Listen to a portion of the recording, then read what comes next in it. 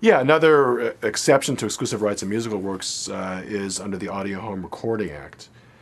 Under that act, consumers, individuals at home, are entitled to copy music so long as they use equipment that's dedicated for copying music.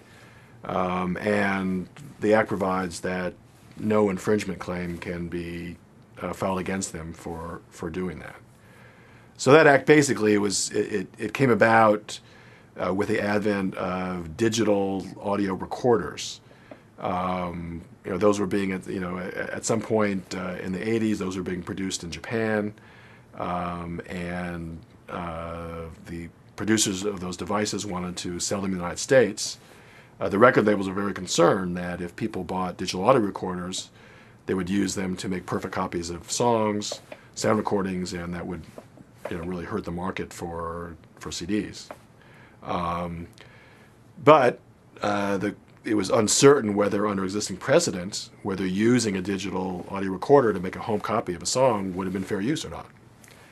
So in the face of the legal uncertainty, basically the various industries involved hammered out a compromise under which digital audio recorders and digital media, blank CDs, that are used to make copies, there's a levy imposed on them. And that money goes to pay the recording artist and the copyright owners. And digital audio recording equipment has to come with what's called serial copying management systems, which basically means consumers can't use them to make more than, I think it's 5 copies of a copy of a particular recording. And on top of that, the statute provides that copying music using that equipment is not an infringement of copyright. The Audio Home Recording Act, again, it was designed to address this problem of digital audio cassette recorders. And the computer industry actually did not want to have to pay a levy on the sale of computers and didn't want to have to equip computers with serial copy management systems that would limit the possibility of copying on the computers. So they lobbied hard to have computers excluded from the provisions of that act.